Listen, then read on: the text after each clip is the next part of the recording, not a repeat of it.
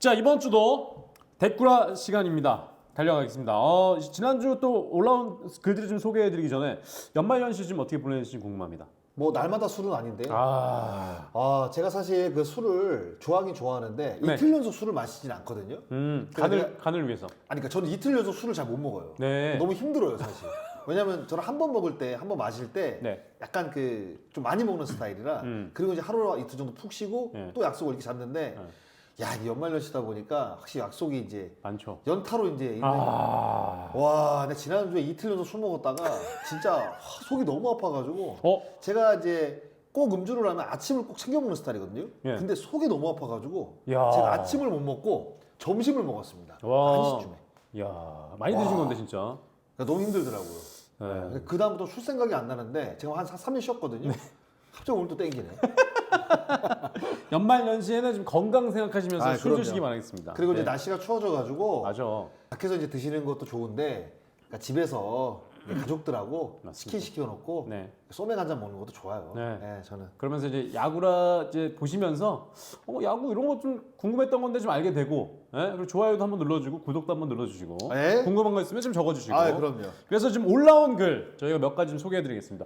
저희가 좀 지난주까지만 해도 이렇게 PPL 저희 스폰서를 좀 앞에다가 깔면서 이렇게 방송을 진행했는데 이번 주부터는 없는데요. 왜 이 또 얘기? 생기겠죠. 네, 이 이야기를 왜 드리냐면 히에스님께서 쓰셨습니다. 살 생각이 없었는데 구매함. 여기 좀 샴푸를 구매하신 것 같고요. 아니 근데 이제 사실 뭐 퀄리티가 좀 좋고 네네네. 가격대가 이제 좋다 보니까 그리고 또 이제 저희 또 도와주시느라고 그러니까 사주신 거죠. 네네, 네. 도와주시니까. 그럼요. 히에스님 감사하고요. 그리고 마지막으로 피파님께서 간만에 왔는데 아직 야구라 10만 안 됐어? 열심히 하겠습니다. 간만에 오시니까 이제 10만이 안 된 거예요. 자주 네. 오셔야지 이제 10만이 되죠. 네네. 그리고 이제 입소문으로 좀 네. 이야기를 좀 많이 해주셔야지 주변 분들한테 알겠습니다. 10만이 될 것 같습니다. 네. 이렇게 해서 소개해드렸고요. 열심히 네. 하겠습니다. 자, 구독, 좋아요 부탁드리면서 바로 본격적으로 질문 들어가겠습니다. 흔한 잡곡밥님께서 야구라 잘 보고 있습니다. 곧 5만 구독자 돌파 되겠네요. 기대합니다. 질문 있어서 댓글 남깁니다. 오늘 PC 클락 잠깐 말씀해 주셨는데 지난주 말씀이거든요. 그렇죠. 어느 방송에서 양현종 선수님도 언급해 주셨는데 고의 사구 말고 일부러 볼을 주고 싶을 때 피치 클락 위반하면서 공을 던지지 않고 볼을 줄 수도 있는 것이죠. 이거에 대한 규정은 따로 없는 거죠. 고의 피치 클락 위반은 어떤 경우에 발생할 수 있을까요? 그리고 그것이 가능할까요? 볼을 던지고 싶은 타이밍에 고의로 피치클락을 위반을 해서 그냥 볼을 하나 만든다. 안 던지고 그러니까. 그런 행위가 이루어지지 않는 볼이 의미가 있을까요? 그럼 볼을 던지고 싶은데 투수는 볼을 왜 던집니까? 뭐 카운트가 유리해서 볼을 던질 수도 있겠지만 네. 그 볼을 던지면서 타자가 속기를 바라면서 그 볼을 던질 겁니다. 그렇죠. 그런데 피치클락을 위반하면서 볼 하나를 소비를 한다? 이런 행위는 사실상 투수에게는 의미가 없죠. 굳이 할 필요 없는. 굳이 할 필요가 없는 거죠. 거죠. 왜냐면 여기서 말하는 볼은 유인구잖아요. 네네. 그 유인구를 굳이 하나도 안 던지고 볼 하나를 먹고 싶다. 그게 의미가 있을까요? 근데 투수가 사실 의미 없는 거, 뭐 100개를 던진다고 이제 만약 가정을 하게 되면 그 안에서 의미 없는 공이 있을 것 같아요. 저는 없다고 생각을 합니다. 네. 볼을 던지더라도 타자가 속기 바라면서 그 볼을 던지는 거예요. 근데 피치클락을 위반하면서 그냥 카운트를 하나 먹는다? 띠띠 의미가 없다는 거죠. 의미가 없죠. 네. 근데 가능은 하겠죠. 가능은 한데 의미가 없다는 네. 거죠. 블루장생님께서 질문 주셨습니다.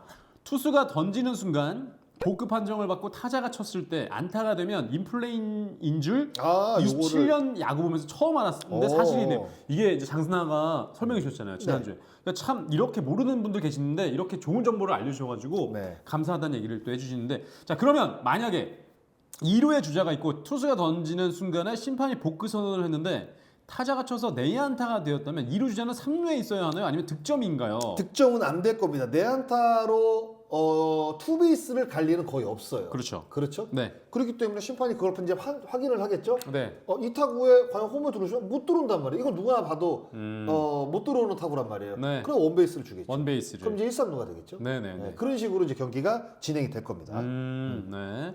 SL4 야디어 몰리나님, 우리 당구손님이죠? 야디어 몰리나님, 야구라 질문 드려요.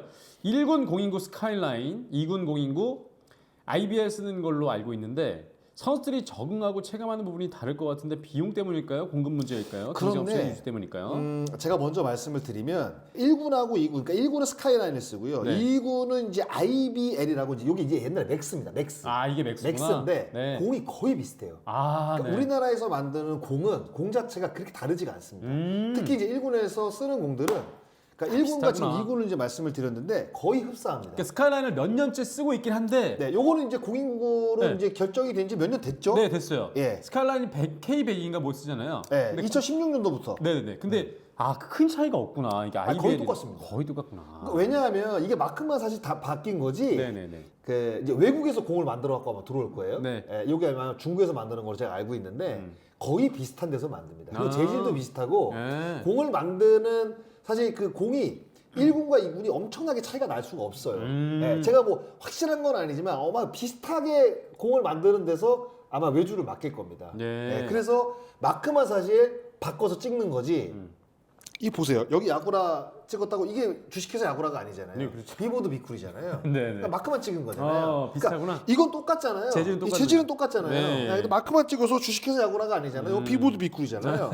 그런 개념이라고 보시면 됩니다. 예. 그냥 공은 똑같은데 마크만 달리 찍는 이런 개념이라고 보시면 될 것 근데 이제 같습니다. 2군은 왜 굳이 다르게 쓴다? 경쟁업체 유지 때문일 수도 있겠네요, 그러면. 뭐 어떤 그럴 수도 있는 것 같은데 왜냐면 이게 스카이라인 제가 알기로는 업체들이 다 경쟁을 해서 그 중에 입찰을 한 거죠. 해가지고 입찰을 해서 이제 스카이라인이 2016년에 땄죠. 딴 그러니까 거니까. 왜냐하면 이 공인구가 처음 나온 시기가 2016년도인데 맞습니다. 그때 2016년도에 왜 공인구가 나왔냐면 네.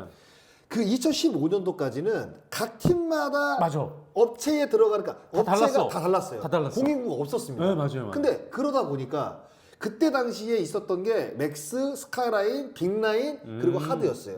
맞아. 근데 하드까지. 2015년에 롯데가 쓰는 그 탱탱볼 사건 아세요? 네네네. 네, 그 하드공 썼을 때 그게 그래. 그 반발 기술을 엄청 넘어서가지고 맞아. 공이 엄청나게 잘 튀는 거예요. 네. 그러니까 다른 팀 선수들은 롯데에서 이제 가서 경기를 하게 되면 타고 더 멀리 가는 거예요. 그리고 롯데 타자들은 홈런기를 많이 하다 보니까 타자들이 성적이 좋은 거네. 맞아. 그러니까 이거를 이제 검사를 해보니, 그러니까 선수들이 느낄 거 아니에요. 네. 그러니까 나중에 이제 KBO 리그에서 이제 KBO에서 그 공들을 다 수거해서 반발 개수를 이렇게 조사를 해봤더니 하드가 월등하게 높은 거예요. 맞아요. 그래서 이건 안 되겠다. 왜냐하면 공에 따라서 어떤 그 선수의 성적이 달라지고 팀 성적이 달라질 그건 수가 말이 안 되지. 있으니까. 네. 왜냐면 그건 공정하지 못한 거잖아요. 그럼요. 그래서 2016년도에 공인구를 도입을 한 겁니다. 그렇게 보시면 돼요. 네. 예. 그래서 이제 매년 반발 개수를 측정을 하죠. 그렇죠. 네. 그러니까 그 범위 안에 들어와야 되는데 임의로 막. 임의로. 그렇죠. 그러니까 현재는 그 범위가 0.4034에서 0.4234 네. 이 안에 맞습니다. 반발 개수가 들어와야지 그 공을 이제 1군 무대에서 네. 쓸 수가 있는 그리고 겁니다. 스카이라인도 계속 검사를 하는데 반발 개수를 넘어서는 공이 없었습니다. 지금까지는. 그렇죠. 네. 네. 자, 답변이 됐을 것 같고 유유님께서 장사님 질문이 있습니다. 갑자기 든 생각인데 만약 셀러리 캡이 발표되기 전에 지명권이 포함된 트레이드 A 구단 지명권 1라운드, B 구단이 A 선수 트레이드 발표를 진행하고 그 이후 A 구단이 2연속 셀러리 캡 위반으로 1라운드 지명권이 9라운드 하락하면 이 트레이드는 무효가 되는 건가요? 트레이드는 무효가 되는 건 아니죠. 트레이드가 됐기 때문에. 네. 네. 참고로 말씀드리면 이제 셀러리 캡 위반이 올해 LG에서 LG에서 딱 유일하게 네. 한 팀이 위반을 그래서 했습니다. 12억 얼마를 이제 내게 됐죠. 네. 그게 이제 아마추어 이제 뭐 발전 기급 뭐 이런 거로 글로 이제 빠지죠. 들어가는 것 같아요. 근데 만약에 이제 2년 연속하면 이제 1라운드 지명권이 없어지고 9라운드로 하락하는데 만약 예를 들면은 그러니까 이렇게 돼서 이제 트레이드가 되게 되면 네. 2년 연속 셀러리캡 위반을 하게 되면 1라운드 맞습니다. 9라운드 하락이 맞고요. 하락하잖아요. 근데 트레이드가 무효가 되진 않죠. 네. 네, 맞습니다. 예. 네. 질문. 야구도 그렇고 스포츠 선수들의 인터뷰를 보면 루틴의 중요성을 많이들 강조하시더라고요. 자칫 잘못되면 징크스가 될 수도 있을 것 같은데. 첫 번째 질문. 루틴이 중요한 이유가 뭔가요? 일종의 플라시보 효과인가요? 두 번째.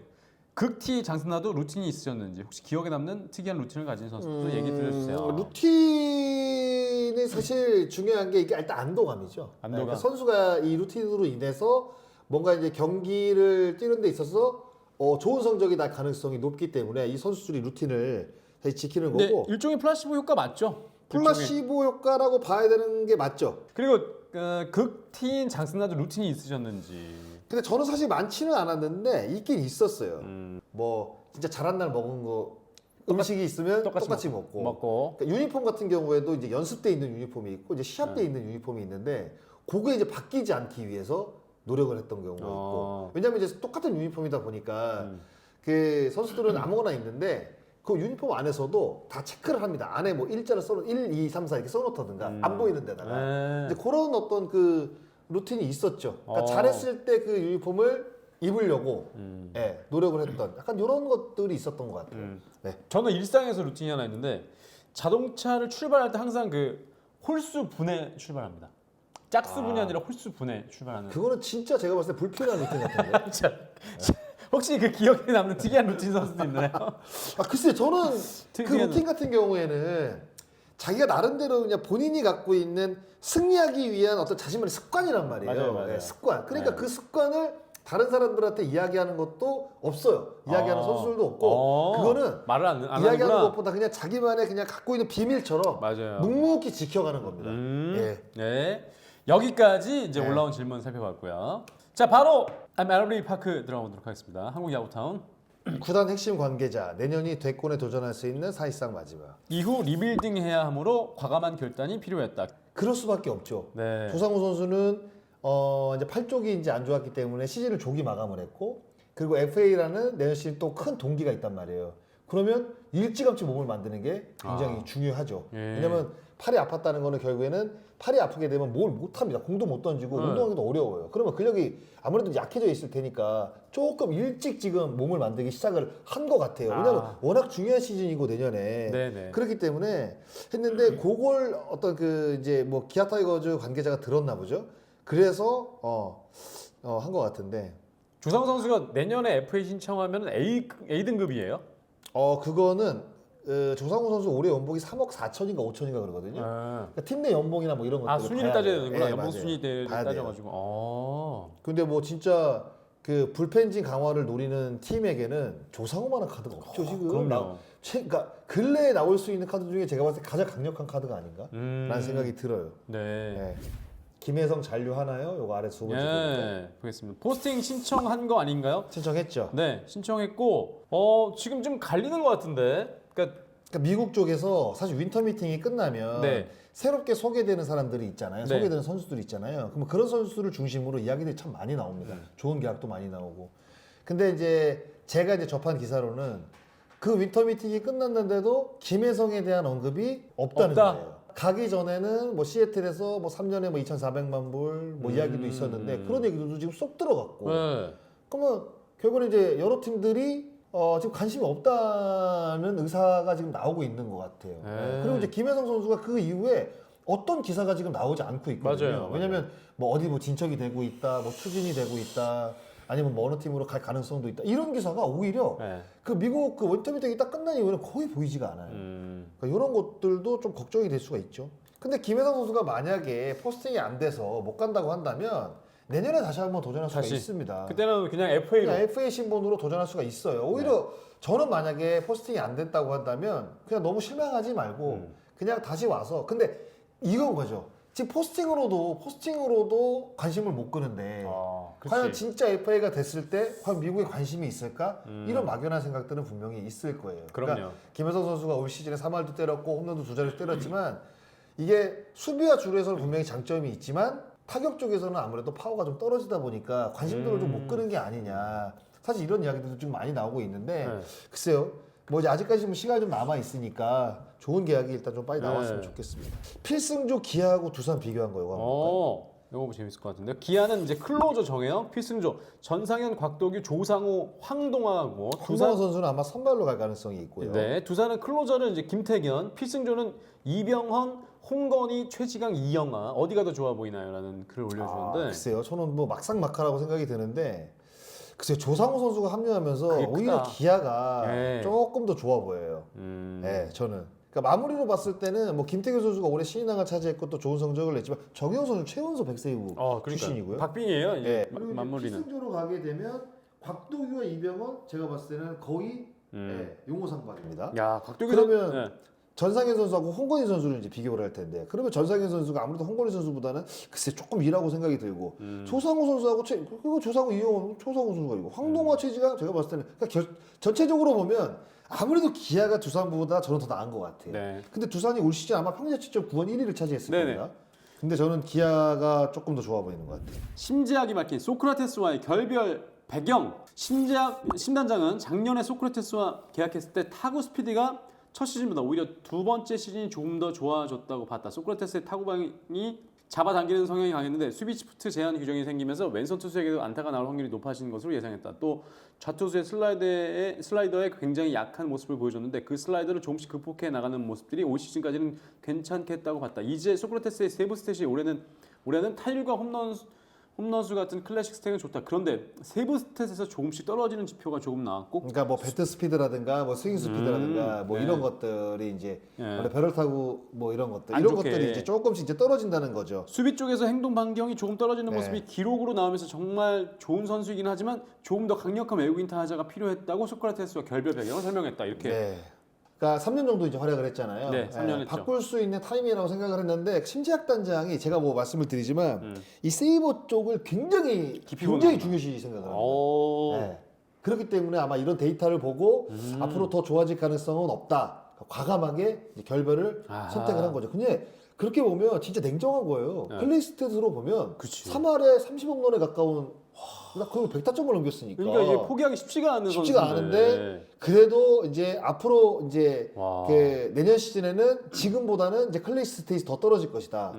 예측을 하고 그리고 이제 세이버 쪽으로 봤을 때 스피드가 떨어지다 보니까 세이버가 떨어지다 보면 클래식 때는 자연스럽게 좀 떨어질 가능성이 있거든요. 네네. 그런 거를 이제 조금 우려를 한 거죠. 음. 그래서 이제 과감하게 이제 위즈덤 선수를 이제 바꿀 가능성이 높다는 거죠. 아 근데 기아 타이거즈도 이제 위즈덤 뭐 지금 이 시점에 100% 이제 걱정은 아닙니다만 위즈덤을 데려온 것도 대단하네요 진짜. 심우주는 돈값 못하는 거 확정이죠. 그 위에 건데요. 시모드는 김경문이 아니었으면 애초에 안 잡았을 거고 김경문이 잡아달라고 해서 가격이 네. 오른 케이스죠. 통산 타율이 아마 2할 오픈한 3, 4할 정도 될 거예요. 근데 네. 이런 선수가 갑자기 뭐 팀을 옮겼다고 해서 3할 때릴 수도 있죠. 근데 가능성은 낮죠. 네. 그러면 결국에는 타격에 대한 기대는 그 정도라는 거예요. 2할 5, 6푼. 수비와 그럼 주로 그렇죠. 그거죠. 그 센터라인의 중심을 잡아달라는 이야기지. 네. 심우준을 데리고 와서 심우준이 갑자기 뭐 3할을 치고 뭐 도루 50개 하고 이런 걸 바라는 건 아닐 겁니다. 그러니까 그럴 수도 있죠. 갑자기 뭐 선수들이 뭐 2할 3, 4분 치다가 갑자기 3할 치는 선수도 있죠. 있으니까. 네, 있죠. 근데 그럴 가능성은 희박해요, 사실. 왜냐면 심우준은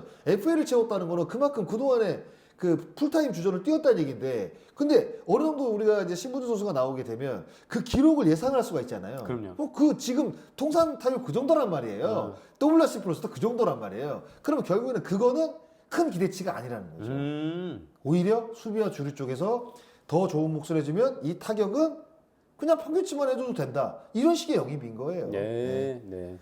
여기까지 하겠습니다. 네, 예. 오케이. 자 이번 주도 댓글과 함께 했고요. 질문 있으시면 댓글 남겨주시기 바라겠습니다. 댓글 남겨주시기 전에 좋아요 또 구독 알림 설정까지 좀 부탁드리면서 마치도록 하겠습니다. 근데 이번 주 그 질문들은 퀄리티가 조금 있었어요. 특히 오늘 소화한 것들 이런 예. 것들. 좀 근래 보기 드문 네. 정말 그 저의 지식으로는 이제 충당할 수 없는 그런 고퀄리티 질문이라고 생각이 듭니다. 네, 고퀄리티 아닌 그냥 일반적인 질문이라도 올려주시면 저희가 성심성의껏 답변해 드리도록 하겠습니다. 저희는 모두 수용합니다. 네. 네. 자, 댓글아 여기까지였고요. 자, 다음 주에 또 올라오는 콘텐츠 많이 좀 봐주시기 바라겠습니다. 여기서 마치도록 하겠습니다. 야구로 라덴다 댓글아.